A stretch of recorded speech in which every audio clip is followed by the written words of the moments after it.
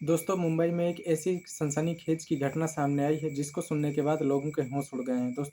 दोस्तों मुंबई के पवई में एक किडनैपिंग का केस ऐसा सामने आया है जहां जब पुलिस ने उस किडनैपिंग के केस को गहराई से जांचा तो उनके पैरों तले से ज़मीन खिसक गई है। दोस्तों इस किडनैपिंग केस में एक अनस्टेबल माइंड, एक टूटा हुआ सपना, दर्जनों बच्चों की जान और एक उस पूरे समाज या उस इलाके की पूरी लॉ एंड ऑर्डर की सिचुएशन पर एक सवाल खड़ा हो गया है, जिसने हर इंसान को यह सोचने पर मजबूर कर दिया है कि आखिरकार हमारा समाज, हमारी सोसाइटी किस तरफ जा रहा है, किस तरफ झुकाव ले रहा है।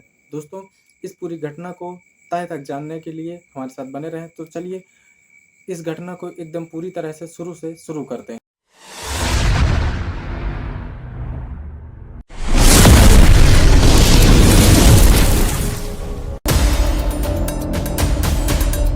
मैं रोहित आर्या करने की जगह मैंने एक प्लान बनाया और कुछ बच्चों को इधर हॉस्टेज रखाया।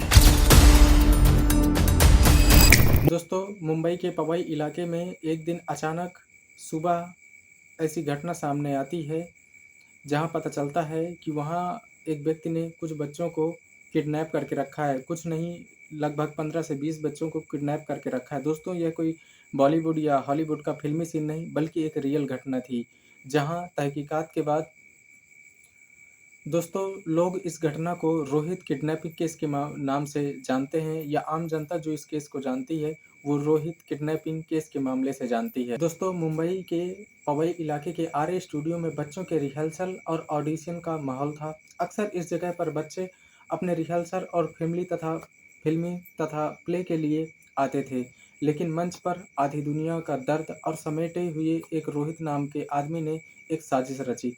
उसने 15 से 20 बच्चों को, जिन्हें वो ऑडिशन के नाम पर बुलाता था, उन्हें एक कमरे में बंद करता है। रोहित खुद को एक फ़िल्म मेकर तथा एक यूट्यूबर बताता था। लेकिन दोस्तों यह क्रूर किडनैपिंग किसी कला प्रेमी की नहीं बल्कि एक परेशान और हताश व्यक्ति की थी। मानसिक अस्थिरता की कहानी थी। रोहित अपने बच्चों को स्टूडियो में काफ़ी समय से बुलाता था और उन्हें अपनी कला से प्रभावित करता था तथा माता-पिता को भी प्रभावित करता था, जिससे माता-पिता को लगता था कि उनके बच्चे आगे चलकर फ़िल्म में जाएँगे, बड़ा नाम कमाएँगे, बड़ा नाम करेंगे। दोस्तों कुछ समय के बाद रोहित उन बच्चों को एक बंद कमरे में कैद कर देता है। उसके बाद उन्हें वहाँ से नहीं जाने देता है, लेकिन इस बात की शिकायत उनके बच्चों के माँ-बाप भी करते हैं, लेकिन उन्हें रोहित इस प्रकार से बताता है ताकि बच्चों के माता-पिता को शक ना हो। कुछ समय के बाद रोहित, जो बच्चों के माता-पिता होते हैं, वो पुलिस में कंप्लेन करते हैं। पुलिस तुरंत इस मामले के बाद हरकत में आती है और पूरी तरह से जाँच-पड़ताल करती है। रोहित के साथ भी वो वार्तालाप करती है, लेकिन जितनी बार भी वार्तालाप करती है, पुलिस को कोई ठोस जितनी बार भी बात करने के बाद कोई सही जवाब एवं सही किसी भी प्रकार का मतलब एक संतुष्टिकरण का जवाब नहीं मिलता है। रोहित इस समय एक मानसिक अस्थिरता से गुजर रहा था।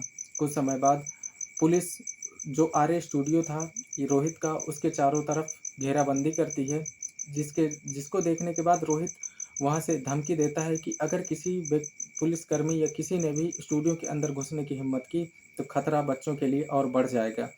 लेकिन पुलिस की सूझबूझ तथा समझदारी को देखते हुए एक स्पेशल टीम तैयार की जाती है और उस स्टूडियो के बाथरूम के ज़रिए उस टीम को अंदर प्रवेश किया जाता है। जब टीम अंदर घुसती है तो बच्चों को सही सलामत बाहर निकालती है और रोहित को भी हिरासत में लेती है। लेकिन इसी बीच गोलाबारी तथा जो रोहित और पुलिस के बीच मुठभेड़ होती है, इसमें रोहित को गोली लग जाती है और वो एक्सपायर हो जाता है। दोस्तों जब रोहित की डेथ के बाद उसकी जांच की जाती है तो पता चलता है कि रोहित काफ़ी समय से या काफ़ी लंबे समय से मानसिक रूप से प्रताड़ित था या मानसिक रूप से बीमार था। उसे कहिए मेंटल डिसऑर्डर की बीमारी थी। वो डिप्रेशन का शिकार था।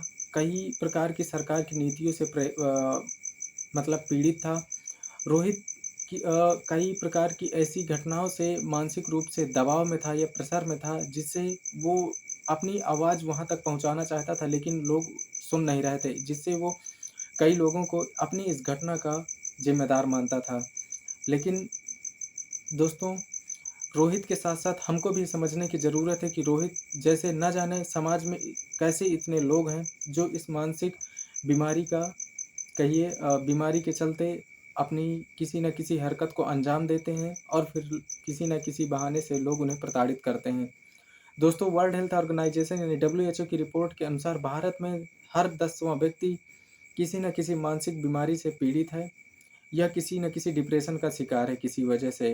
दोस्तों, इस प्रकार के व्यक्ति का ना तो मजाक उड़ाएं, ना तो किसी प्रकार का उसके साथ अभद्र या किसी प्रकार की ऐसी घटना या उसके साथ ऐसा कोई बर्ताव करें जिससे वो अपनी मानसिक संतुलन या मानसिक स्थिरता को खो दे, मानसिक अस्थिरता में आ जाए और कोई ऐसी हरकत करे जिससे कि बल्कि समाज में ही नहीं, हर जगह किसी न किसी लोगों के साथ किसी भी प्रकार का ऐसा बर्ताव ना करे जिससे कि वो लोग किसी मतलब ऐसी हरकत को अंजाम दें जो कि समाज के परिप्रेक्ष्य से सही नहीं है, गलत है।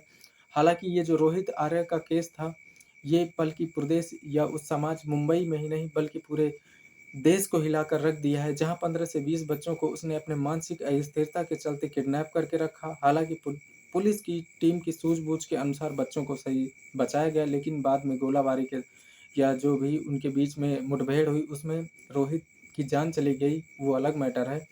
बाद में पता चला जब जाँच के बाद कि रोहित की मानसिक अस्थिरता थी, किसी कहीं न कहीं वो किसी प्रकार से डिप्रेशन का शिकार था, जिससे वो अपनी आवाज़ उन लोगों तक पहुँचाना चाहता था, जिसकी वजह से वो इस स्थिति में आया था, यानी मानसिक बीमारी का जो भी है वो शिकार हुआ था। तो दोस्तों, आपसे निवेदन है कि किसी भी मानसिक पीड़ित व्यक्ति से किसी भी प्रकार का ऐसा व्यवहार ना करें, जो कि आपको या समाज के परिप्रेक्ष्य से किसी गलत काम को वो अंजाम दे। तो दोस्तों, वीडियो कैसा लगा कमेंट करके ज़रूर बताएँ और आप इस विषय पर क्या राय रखते हैं, इस बारे में भी कमेंट रखें। तो मिलते हैं एक नए वीडियो में, तब तक के लिए नमस्कार और जय हिंद।